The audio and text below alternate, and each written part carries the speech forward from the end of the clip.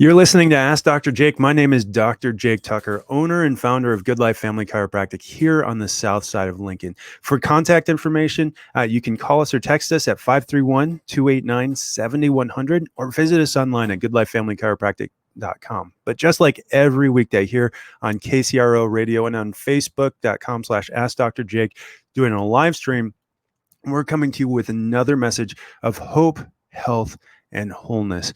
And I wanted to talk to you today a little bit about the current state of affairs politically with all of this. And I've been listening to a lot of John MacArthur recently, not because I'm a particularly big fan of John MacArthur, but I heard about what was going on with his church.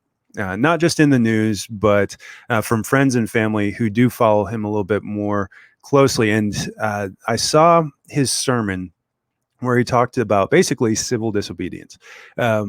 In California right now, they have closed the churches. They can't meet inside. They can't have a group of more than 100.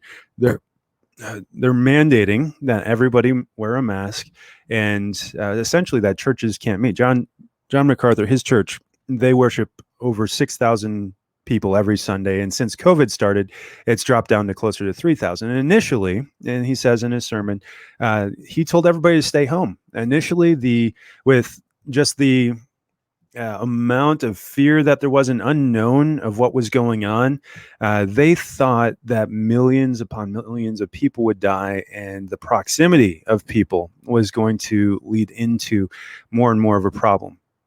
And so we likewise took precautions when COVID happened.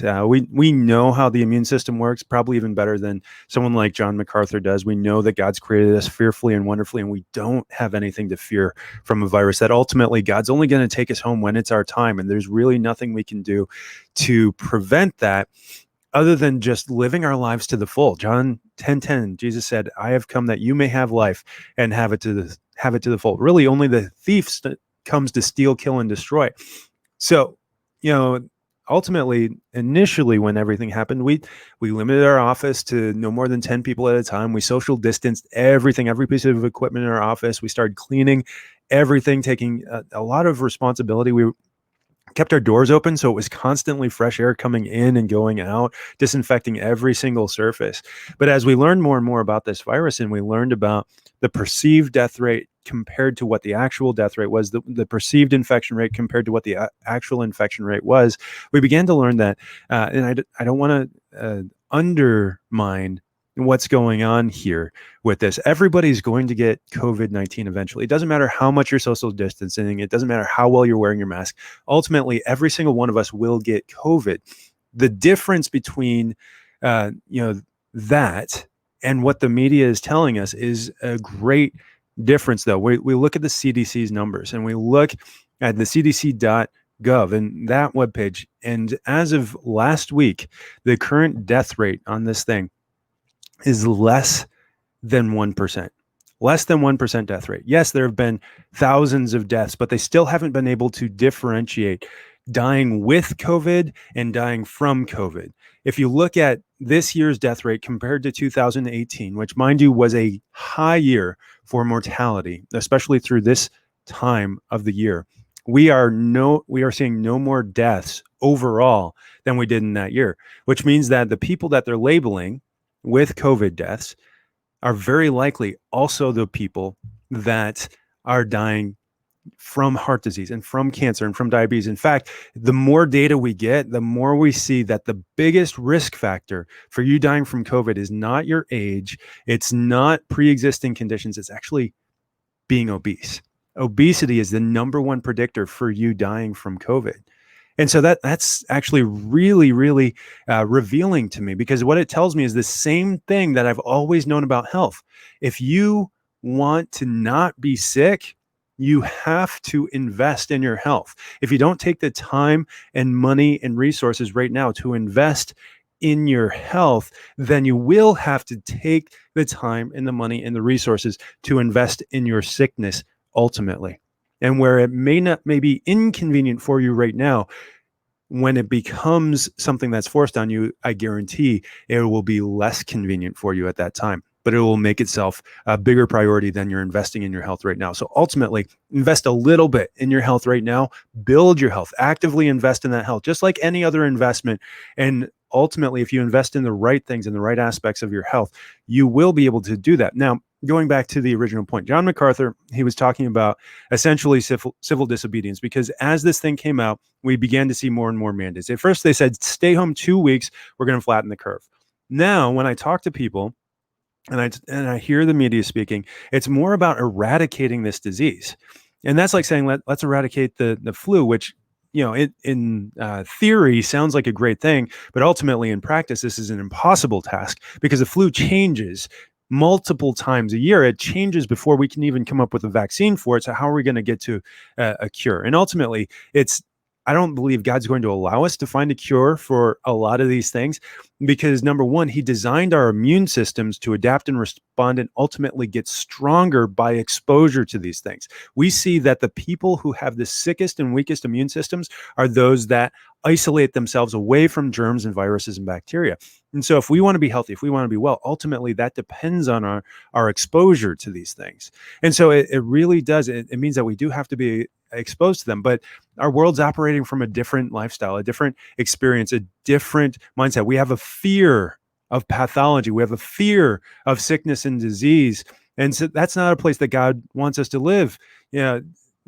Paul says that God has not given us a spirit of fear, but of power and of love and of a sound mind. And this is where John MacArthur comes in, because he ultimately said in his sermon, and I believe it was 3 weeks ago, and you can look this up on YouTube, but he talked about how ultimately God does ask that we obey our government leaders.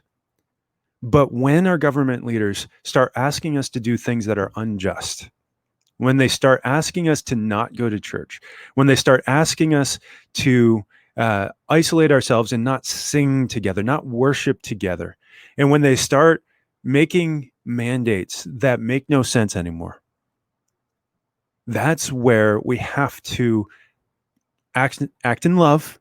Absolutely act in love. We're not here to condemn. God is the ultimate judge of everything that happens here. We are not here to condemn. We know that we live in a world of sin. We know that as members of the church, ultimately, we are the worst sinners, if only because we're judged to a higher standard because we know better. We make the biggest mistakes, and what we do reflects back on Christ. So thank God for the grace of God that we receive through Jesus Christ and his sacrifice on the cross.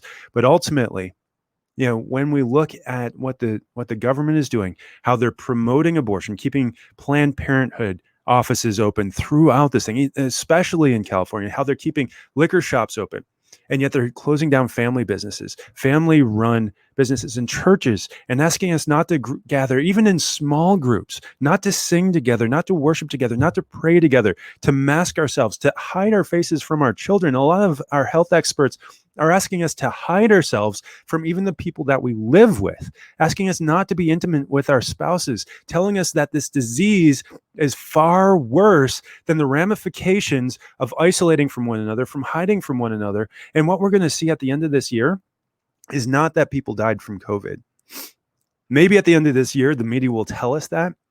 But what we're going to see is that this is the year, not when people died from COVID, but because of fear of a microbiota, a virus, of the supposed infection that it creates, which I do believe that there is an infection that it creates, just like good and bad bacteria infect healthy or sick, depending on what they are, tissue cells inside your body, that ultimately it created more health or more disease depending on the environment in which it was created.